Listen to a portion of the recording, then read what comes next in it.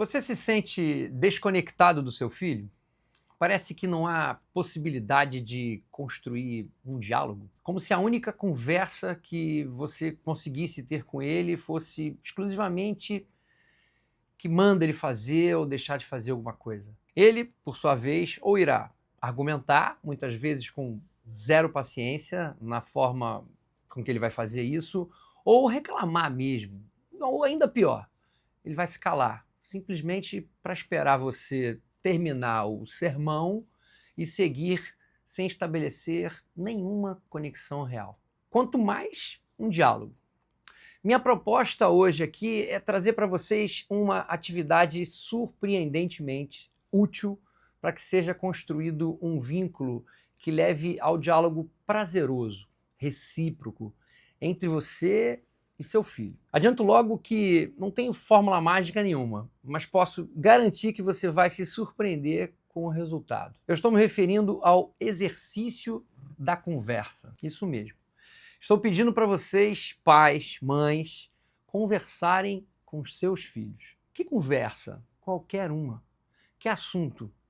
Qualquer um. Vou me explicar assim um pouquinho melhor. Vivemos hoje um tempo que pais e filhos, apesar de conviverem lado a lado, são atravessados por tudo quanto é tipo de distração. Sim, as telas são os maiores vilões, né, dessa história, mas outras coisas roubam a nossa atenção, nos afastam do que está do nosso lado e nos conectam com quem não está disposto a contribuir com nada nas nossas verdadeiras necessidades na vida. Do que de fato pode ser um diálogo, o virtual não traz. As casas, além das telas e seus ruídos, notificações, há as agendas apertadas, compromissos sucessivos e trabalho, que às vezes vai para casa, trabalho de escola que também vai para casa, mas nada parece unir, nem tampouco produzir diálogo de fato entre pais e filhos. O que vamos chamar aqui de encontros reais são essas conversas que eu estou propondo.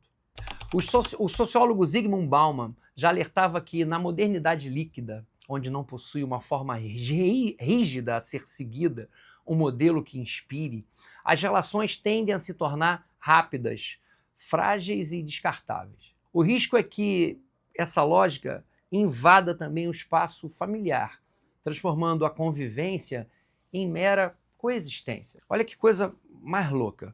Você, a pessoa mais importante na vida do seu filho, no lugar de ser a referência de tudo, alguém que vai contar para ele suas histórias, contar sua trajetória, traçar a sua caminhada, mostrar que houve esforço, sacrifício, luta, dor, e que a soma disso tudo, mais a ajuda dos seus pais ou quem fez as funções dele na sua vida, fez com que você chegasse onde você chegou, e assim pudesse proporcionar para ele o que hoje é proporcionado. Não, essas histórias não estão sendo contadas.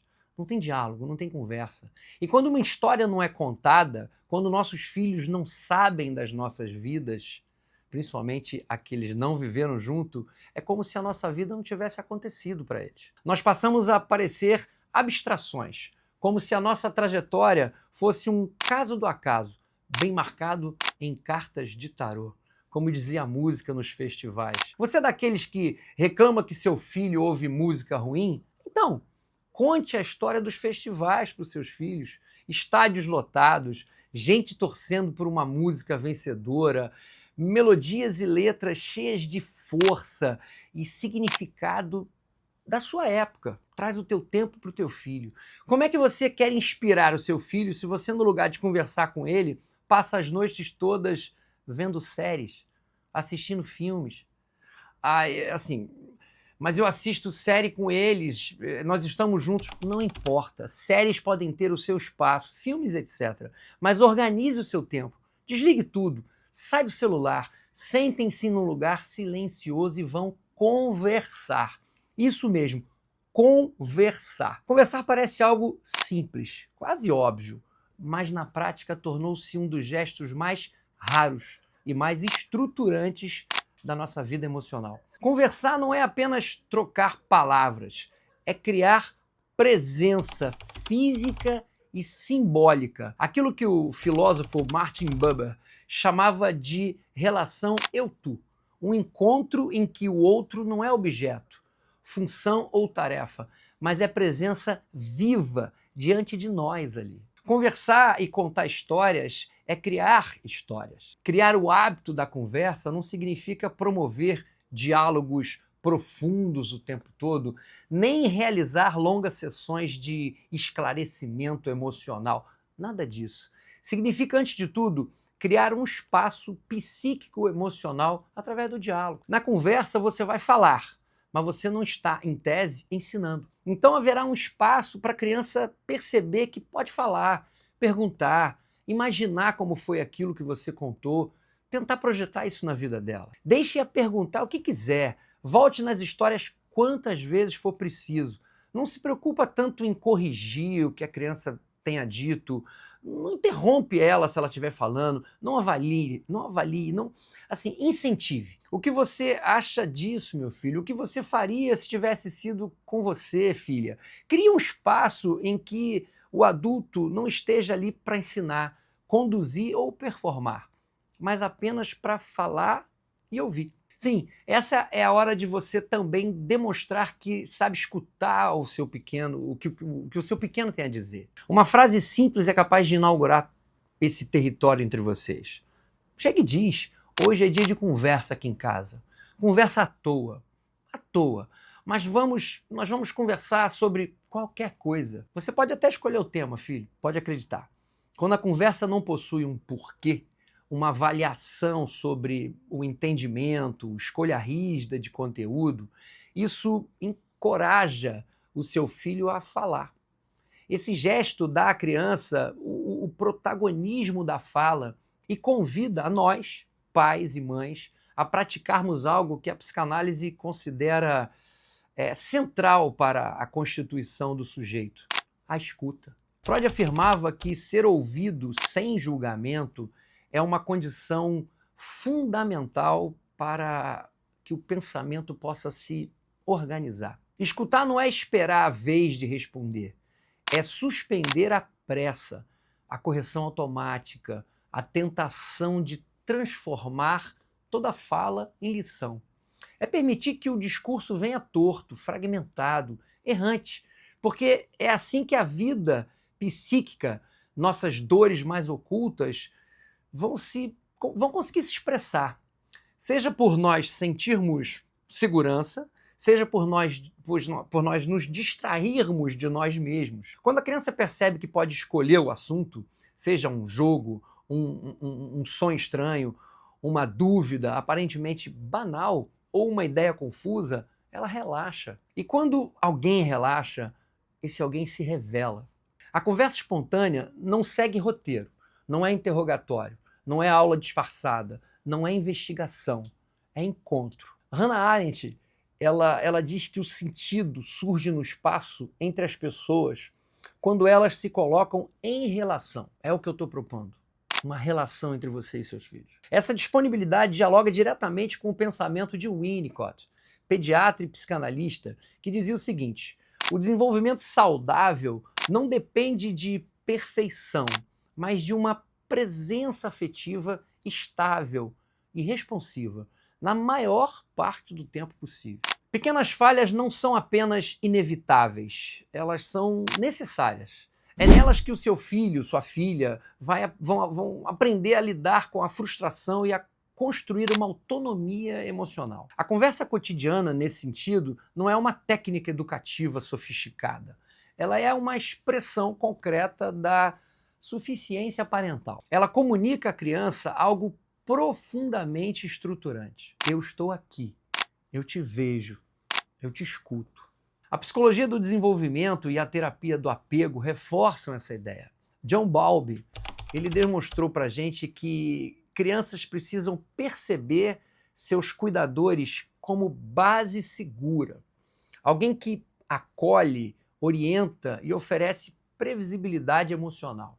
Mary Ainsworth, ao aprofundar esses estudos, mostrou que essa segurança se constrói em interações cotidianas e aparentemente simples. Olhares, respostas, diálogos atentos. Não é a quantidade de estímulos que organiza a psique infantil, nem a emoção, mas a qualidade do vínculo. Nesse ponto, a neurociência contemporânea dialoga com a psicanálise. Daniel Siegel, ao estudar o cérebro relacional, mostra que interações presenciais com atenção verdadeira, compartilhada e uma escuta real ajudam a integrar a emoção, cognição e comportamento. Quando falamos com uma criança olhando nos olhos, sem telas por perto, sem estarmos literalmente conectados a nada, estamos literalmente ajudando o cérebro do seu filho a se organizar. Quando o diálogo se torna hábito, algo fundamental acontece. A conversa gera mais conversa.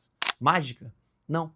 Conexão. A criança passa a trazer espontaneamente dúvidas difíceis, conflitos sociais, medos, descobertas e perguntas, às vezes profundas, tá? E você? Você marca a sua trajetória, torna concreta a sua caminhada, se vulnerabiliza ao expor que às vezes dói crescer, mas faz parte. Suas histórias vão fortalecer seus filhos quando surgirem as histórias deles. Uma história sua, aquela em que você caiu e talvez tenha que ter se levantado sozinho, pode ser a mão que vai levantar o seu filho quando ele cair. E ele vai cair, a gente sabe disso. Mesmo que você não esteja por perto, de repente a tua história vai ser a mão que vai levantar. Você cria um canal com seu filho antes da crise. E isso é prevenção emocional. Como afirmava Paulo Freire, o diálogo verdadeiro não acontece quando uma fala e o outro escuta passivamente, mas quando ambos se reconhecem como sujeitos em construção. Esse processo transforma também os pais. Treinar a escuta reduz respostas impulsivas, amplia a empatia e melhora a compreensão do mundo interno do seu filho. Escutar é uma musculatura relacional. Quanto mais exercitada, mais forte se torna. O diálogo despretensioso, a conversa à toa, talvez não seja um tipo de educação que apenas preencha as lacunas emocionais do seu filho, mas sim um educar que sustenta. Sustentar as conversas quando ela vem desorganizada, sustentar o vínculo mesmo quando não sabemos exatamente o que dizer, sustentar um tempo em que estão de fato juntos, um para o outro, mesmo que não haja nada a ser dito. Não é preciso técnica complexa, tá? Apenas desligue as telas, deixe aquela série da moda para lá, tire o teu filho do celular, largue o celular, largue o videogame, decrete de forma doce, mas decrete. Não se esqueça que é você quem está no comando. Hoje é dia de conversa mole aqui nessa casa. Olha o que eu estou dizendo. Hoje, não é sempre, mas hoje. Amanhã é outro dia. De repente voltamos para a série, um filme que a gente queira ver, um jogo em família, mas também aos livros, né? Bem, o papo dos livros é para um outro encontro. Aproveite tudo que vier desses papos furados mesmos, as risadas, as histórias sem pé nem cabeça, temas inesperados. Estejam certos, algo essencial estará sendo construído. Conexão real. Conversas sem telas não precisam ser longas para serem profundas, mas precisam de tempo privativo, sem interferências. Precisam ser verdadeiras, frequentes. É assim que o diálogo vira hábito. E será nesse hábito que você gerará vínculo.